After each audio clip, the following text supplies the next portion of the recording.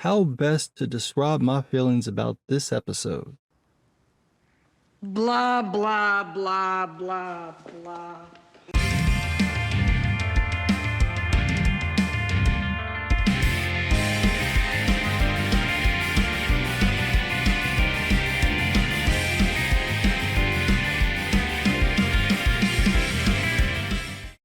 Honestly, the episode is not that bad, but man does it drag in certain places.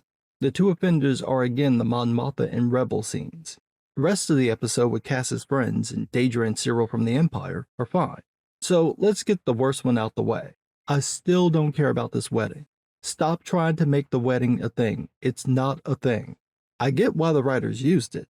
The wedding is an easy way to get all the characters involved in Mon Mothma's plot in the same location. And if the scenes were just about that, they'd be fine. The problem is that for every moment that focuses on Mon's rebellion plot, we get even longer moments with this fucking wedding, and it just kills the momentum. The best example of this is Perrin's speech. It just goes on and on and on. It's like these scenes are just there to give Mon Mothma something else to do than handle the rebellion. Except, they're boring. I guess the idea is to show what she's given up, the lap of luxury she's putting at stake, but it just drags down the show. No, I don't want to see her husband blather on about the travails of marriage. I just don't care. However, I do want to see if he knows that his wife or Luthen is involved in a rebellion, because the show implies that he does know. Here's the setup. Luthen's assistant Clea tells him that Cassian hasn't checked in, and she can't properly follow up on that from the wedding because someone might intercept the signal, so she needs to go back to Coruscant to get in touch with Cassian. Perrin walks in on the conversation, and just from the way he stands, it seems like he knows what they're talking about. The question is, how does he know it, and when did he learn about it? When Mon Mothma comes in, Perrin teases her about Taekoma being her lover, and she gets defensive. Is he just joking with her, or does he know about Mon Mothma's finance issues and Koma's involvement, and is he misdirecting her? I don't know, but it is interesting. The same goes for the start of the second night of the wedding. Koma finally talks to Mon Mothma, with Luthen watching the whole thing go down. Koma implies that he knows Mon Mothma is involved in the rebellion. With the foundation in place and the wedding to go, everybody's got what they wanted, except for Koma. The rebellion cost him tons of business, so Koma doesn't feel properly compensated for his losses, and decides to blackmail Mon Mothma by hinting that he knows where her money went. Luthen confronts Mon Mothma about this, and wants to know the number, the price for Koma's silence. Mon Mothma plans on finding that out the next week when they return to Coruscant, but Luthen is concerned that Koma may talk, possibly to Davos Skolden, or even to Perrin. That's a great buildup, tons of tension and drama and political intrigue that gets nuked from orbit by Perrin's boring-ass speech. I don't understand why we needed to see it. They could have just cut to another location and skipped the speech because nothing happens in it that moves the plot. It was bad the first time I watched it, and it didn't get better the second time. Same goes for the rebels. They're just a bunch of bickering college kids. They argue so much, I wonder how these people even managed to work together before. And they have no character to them. They are the blankest of blank slates. You're not meant to like them, you're not meant to root for them. They're just there for bad things to happen to them. It's like someone took the camp counselors from Friday the 13th, put them in Star Wars, but forgot there's no Jason there to get rid of them. So now you just gotta watch them fuck around and find out all on their own. They argue over food. One side has a handful of rations, the other some smelly melons. You'd think the melons would make them sick, but no, perfectly fine. Instead, the group at the TIE Avenger tries to point the ship at the other group so they can kill him, but Cassian tells his group that it'll take too long for them to move it, so his group shoots at the TIE Fighter group. I wish I were making this up, but this is actually what happens in the episode. Later that night, the groups eventually decide to challenge each other for control. Cassian's group leaves one guy to watch him while the rest go out. Both groups meet in the field and lower their weapons. The music swells, and the two leaders approach each other, preparing themselves to face off. And their challenge? Galactic rock, paper, scissors. 1, 2, 3.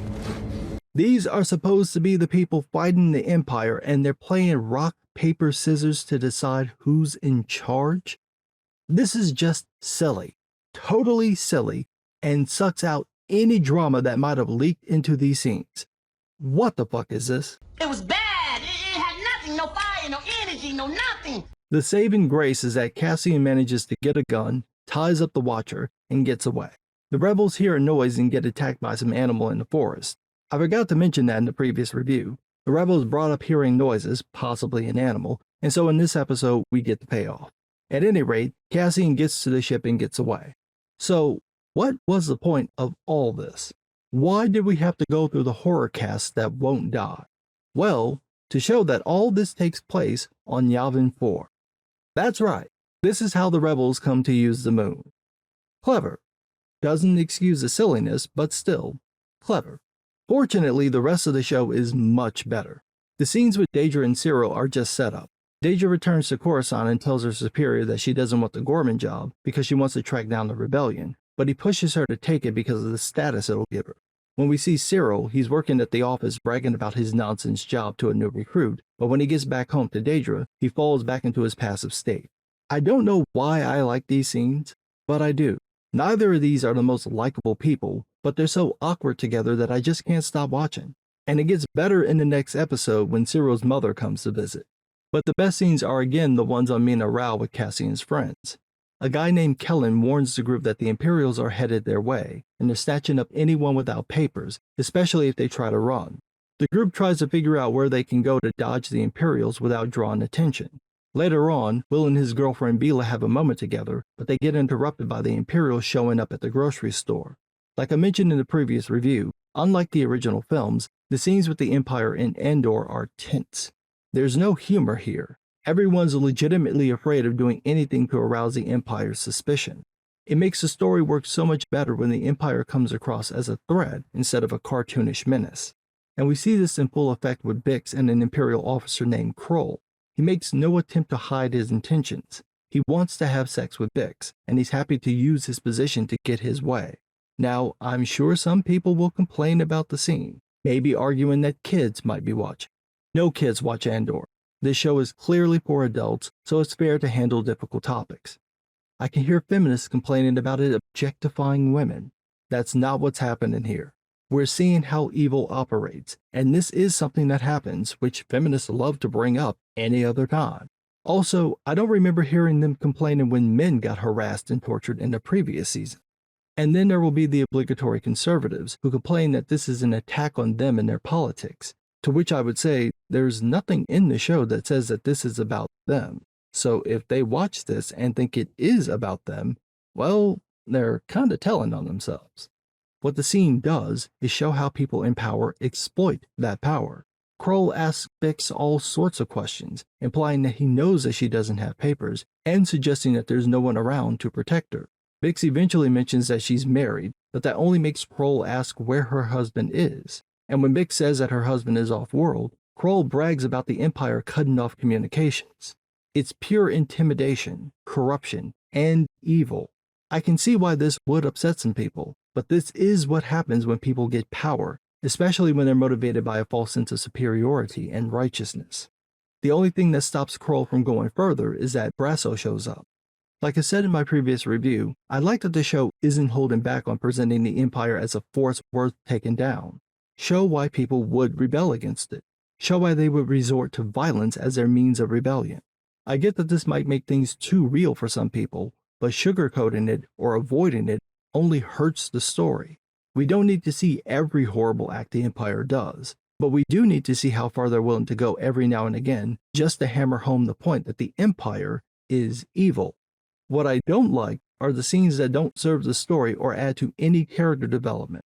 The episode flatlines every time it goes back to focusing on the wedding, and the rebels on Yavin 4 are the blandest characters imaginable. I could live with a couple of scenes of this, but not for a third of the episode, which is what we get. Fortunately, we're done with the rebels, but unfortunately, we still got this damn wedding. And when I say the next episode is a doozy, it's like mostly the wedding. Seriously, for the whole wedding, I was like, Commercial! Commercial! but what do I know? I'm just some guy.